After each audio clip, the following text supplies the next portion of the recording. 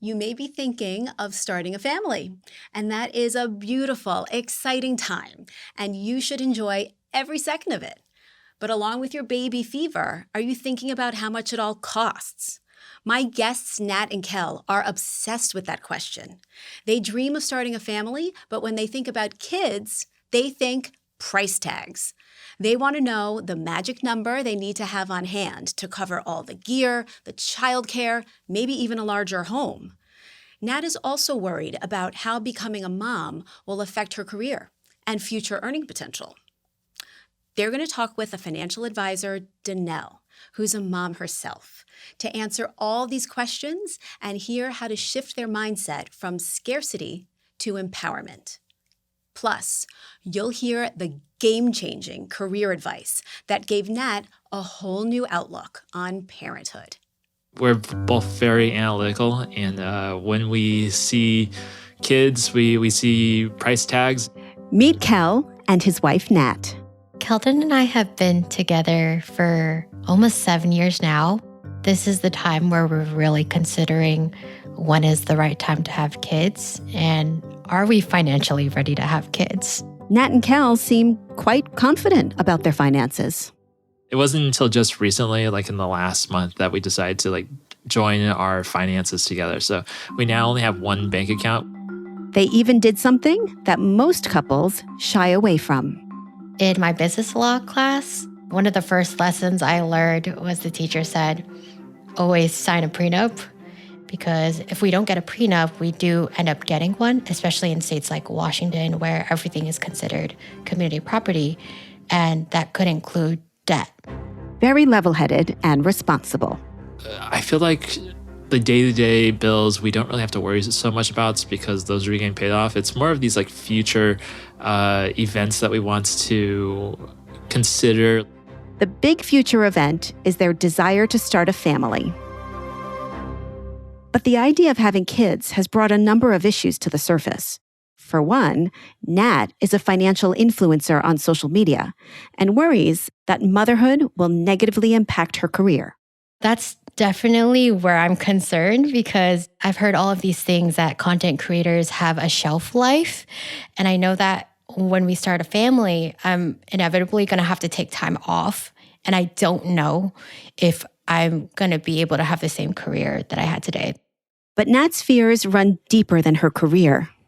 They're rooted in her upbringing. There was a point where my dad's business was failing, and my mom had to tap into her 401k and, some credit card debt, at least on my dad's side. And so I feel like I saw them fight a lot about money, and that's always made me stressed about it and make me not want to get into debt or not want to make wrong financial decisions. So everything I feel like I'm less of a risk taker because of my upbringing. But her parents' problems with money involved more than risky business decisions, especially after they began gambling. I think at first some of the motivation was to kind of get rich quick, but it ended up developing into an addiction that kind of damaged our family. And I feel like hurt our relationship, because, there were points where my mom then and dad started asking money from me. It's a big eye-opener in that I don't want to make the wrong moves. And I'm just weary. I don't want to develop an addiction, and I don't want to take risks, a lot of risks. And that's where we'll start today. I'm Jamie Roô, and welcome to What Should I Do With My Money, an original podcast from Morgan Stanley. We match real people asking real questions about their money with experienced financial advisors. Here at Morgan Stanley, we work with a range of clients. Some are experienced investors, others are new to working with a financial advisor. On this show, you get a front row seat to hear what these initial conversations are like and get answers to some of the questions you might have yourself. Nat and Kel are in their late 20s and early 30s and have done a great job so far of saving and planning for their future. They have combined assets of about $800,000 divided up between 401ks, brokerage accounts, health savings accounts, and equity in their condo. But they want to know, what is the magic number? How much money do they need in order to start a family? To help them find out, we have Danelle, a financial advisor at Morgan Stanley. Danelle's relationship with money was formed as a child growing up with a single mom. You know, money was tight in our household. And as much as we didn't go without, we knew what it took to make ends meet. I remember starting to help my mother with work every weekend at the age of 6. I would start with cleaning the doctor's office that she actually worked at. And so really understanding work ethic and the value of a dollar. Danelle works on a team of all women, most of whom are mothers. Starting a family, becoming a mother, it shifts your mindset, right? It's not all about you. It's not all about you and your spouse. You know, I can't take on, the risk maybe that I once did when it was just, me and my partner. And we all kind of reflect on our childhood. And I think a lot of us come with, well, I want my child's childhood to be better than mine, right? Danelle really sees herself in Kel and Nat. So I thought she was the perfect person to talk to them about family finances.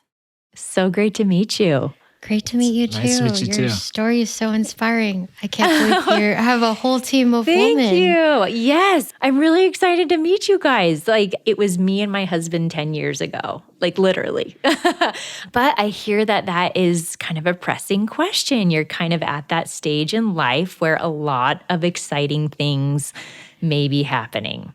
Keldon and I have been together for almost 7 years now. So he's 32. I'm going to be 27. This is the time where we're really considering when is the right time to have kids and are we financially ready to have kids? I think the biggest factor for you, Natalie, is if I were to stop working, right, which is going to be the case for my maternity, how does that look like for the financial responsibility to solely be on Keldon then? How does that look? Is that possible? Are we going to make ends meet? Yeah. So I think for, right now, the short-term goals is definitely that baby fund, the initial funds with the hospital and all that. And actually, Yes. Keldon and I were planning this year to save $20K for that. Okay. We don't know if that's enough, especially because that doesn't really consider the caretaking thing, which we should probably include in the equation. And then that kind of makes me scared that, okay, maybe we should save more than $20K for that. We also have our emergency fund. Okay. We have that I think it's 6 months of emergency fund for both of us. The long term, we both don't really see it because it gets deducted out of our payroll. So Keldon he has It's his like 401k. 12% of my paycheck goes towards my 401k, and then every year I get a bonus, and during the bonus time I get it's like $10,000 worth of stock that goes into my account. Plus I have the ESPP, or where it's the employee stock purchase plan. Yes. So Perfect. I would say every month I'm always investing passively into the markets. Natalie, on the other hand, it's a little bit harder because since she's self-employed, she has to fork over the cash herself. Yes. No Yeah. 401k match for me because I'm my employer. You are the employer. Yeah. So I follow a different method for mine where at the end of the month, I just try to max it out with whatever extra. Like my business is set up as an S Corp. So I just pay myself with distribution. And I do make sure that I max out my solo 401k, the employee side, which is 23.5K. And we do have like a backdoor Roth IRA where we max that out. Hey, babe, I got a question on that. What? You're currently just doing it yourself. Would it make more sense, since now that our money is together, that the portion that you would take out of put into stocks, we just do it into my 401k, and then we get like that percentage from the employer to help pay for it? Just to be clear. So I think what you're saying is if you opted to increase your contribution to your 401k, the reduction that you would receive in your paycheck would then be compensated from Natalie and where she is currently saving in her respective investments. Am I understanding? Yeah. Okay. We are big proponents of saving into a 401k and at least receiving the match to the best of your ability. So in this case, you certainly could do that. And I would encourage you to do that. That's leaving money on the table. But it is only in your name, right? So at the end of the day, if something were to happen, this is your money. However, there is the thought that Natalie could also be saving to her respective retirement account too, right? So at least making sure that you are getting the match in your particular plan, but then Natalie could be maxing out to her, beneficial interest into a respective 401k, and then it would be more of a 50-50 kind of split to the same goal, right, of retirement. What this boils down to is a trade-off between maximizing Kel's company match to his 401k contribution and the shortfall in his take-home pay, which would have to be made up from Nat to cover their day-to-day expenses, which could mean that Nat would have less to contribute to her retirement or brokerage accounts in her own name. So that's just something they'll need to decide on together. Something else Nat and Kel are trying to plan for, but are struggling with a bit, is their next step in homeownership. Danelle dives right in. Have you guys given any more thought to that on what direction you want to take? Kelton's very stubborn and he does not want to sell the condo. Yeah, I've done lots of research on this place. And I think the area that we're in is like a really good spot to be. It's at our price limit at the moment.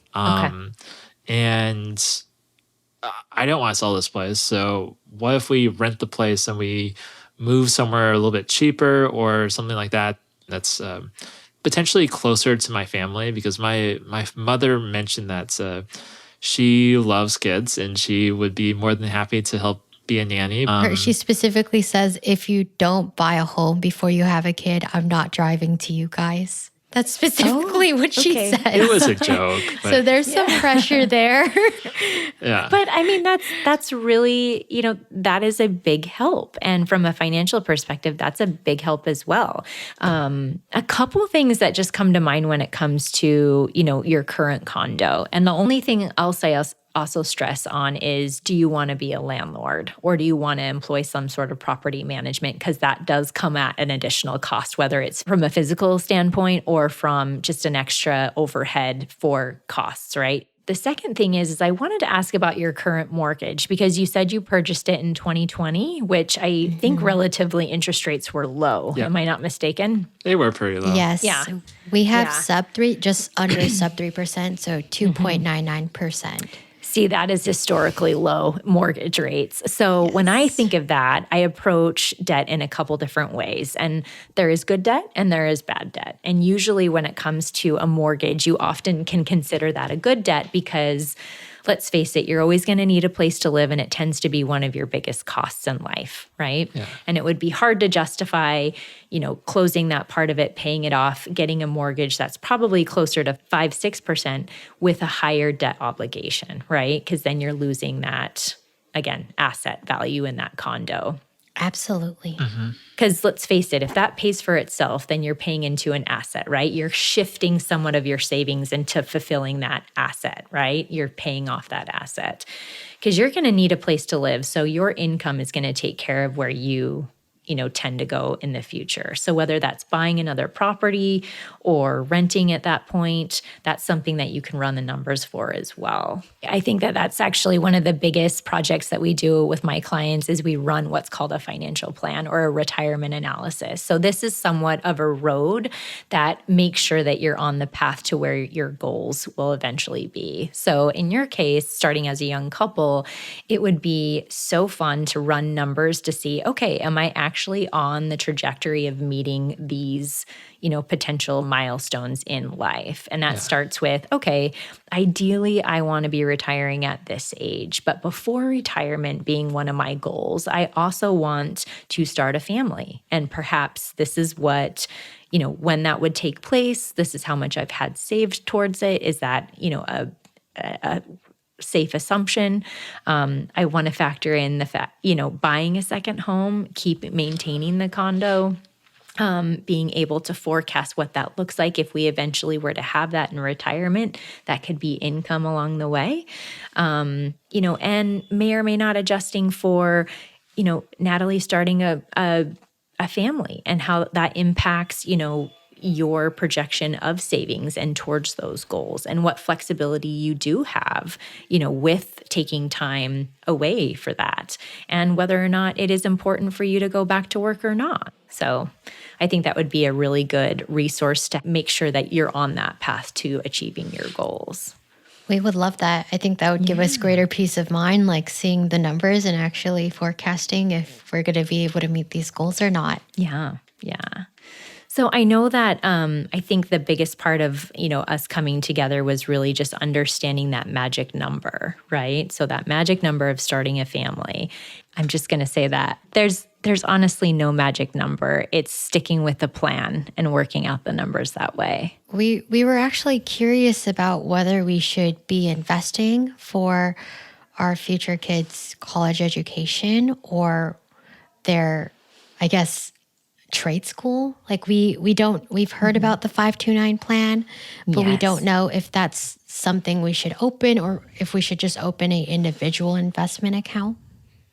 A 529 is a very powerful account for educational savings. And the biggest advantage to a 529 plan is the tax-deferred growth. So similar to a Roth IRA, your contributions grow on a tax-deferred basis, and upon qualified distributions, which would be for educational purposes, are tax-free to you. So where that's different in just a normal custodial account, can be used for anything, of course, but you are paying essentially taxes on it as it grows each year. It's not tax deferred.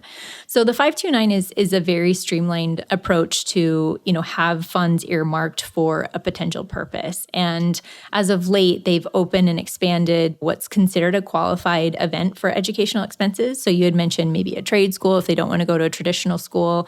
If you're wondering if you're saving too much into the 529 plan, you can even convert it to a Roth after the case. So there's just a variety of benefits.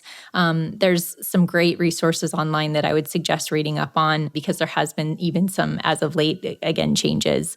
But I will say I don't love putting the cart before the horse without actually having, a physical being there. But for example, my boys, I opened one up being pregnant, starting to contribute without even having a Social Security number. So the only thing that I hesitate is if you were to start, if you were to open one and heaven forbid, maybe a family not be in the cards, right? Or whatever that case may be, then you've opened an account that really is irrelevant at this point. So I would just assume have at least known beneficiary in play to start. Yeah. That makes sense. Now that Danelle has given Nat and Kel a vision of what their future could look like when it comes to saving for a child and buying a new home, all that's left to talk about is Nat's concern that motherhood could end her career. What comes to mind with your particular industry, I was actually quite fascinated being an influencer and then also having that financial, literacy background a little bit, is why not take that content on being a new mom and that work-life balance and making that more of your subject and where you want to take off? Like, what is going on in my life? Having that, being able to have that realism and perspective for other moms would be huge. And it would be ever evolving because you're ever evolving in each stage of life, right? I now have young kids. I'm balancing the work. Like, am I going to go back to work? Am I not? Like, these are the questions that I'm asking myself. Is or not? This is how I'm navigating my financial, picture at this point. People want to hear that. People want to know that and have that support system. I love everything you said. I mean, it just feels like it's a more expansive point of view than what I was thinking. I really thought that I'd really have to take a pause. I didn't really think I could share that journey, but that is actually enlightening. And that's something that people would be interested in. I think that there's a lot of unknowns about parenthood in general. Wow. You've given me so much to think about, Danelle. Oh, you're so welcome. It was truly a pleasure to get to know you both. Excited to hear where you guys end up, and best of luck to you. You covered a lot of topics with Danelle. How was that? And was there anything surprising or particularly useful that you think you're going to take away? Our mind was completely blown.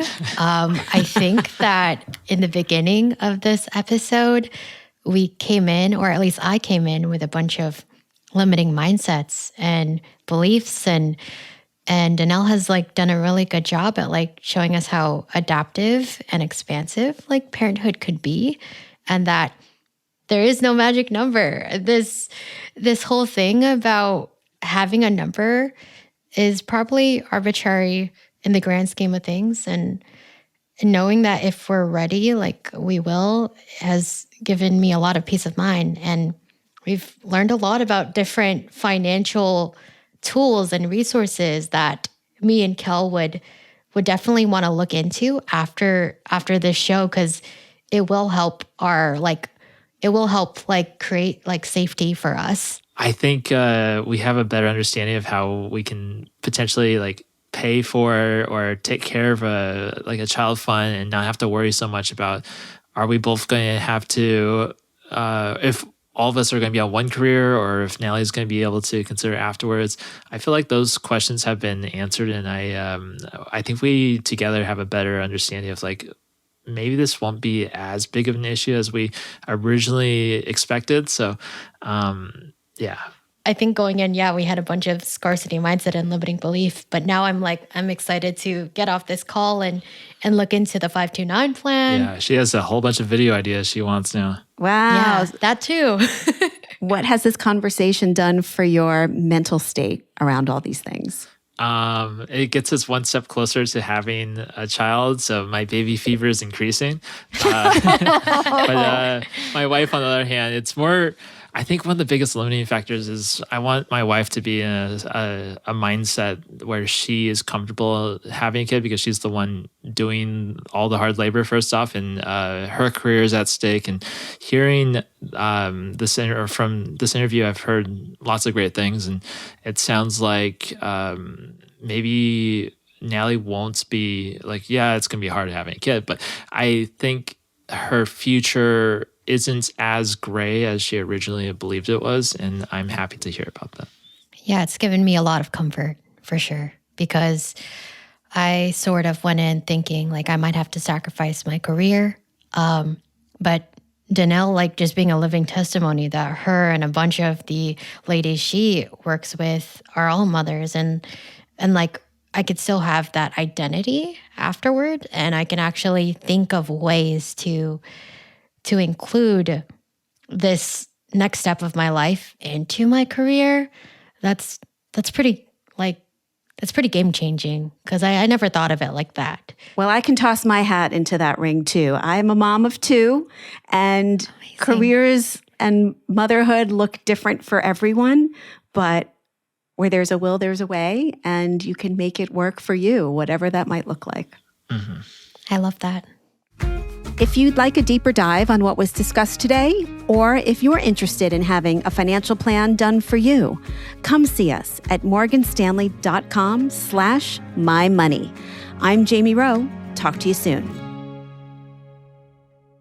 This material has been prepared for general reference and educational purposes only. It does not provide individually tailored investment advice. It has been prepared without regard to the individual financial circumstances and objectives of persons who receive it. Please see our show notes for a full disclaimer on the information provided.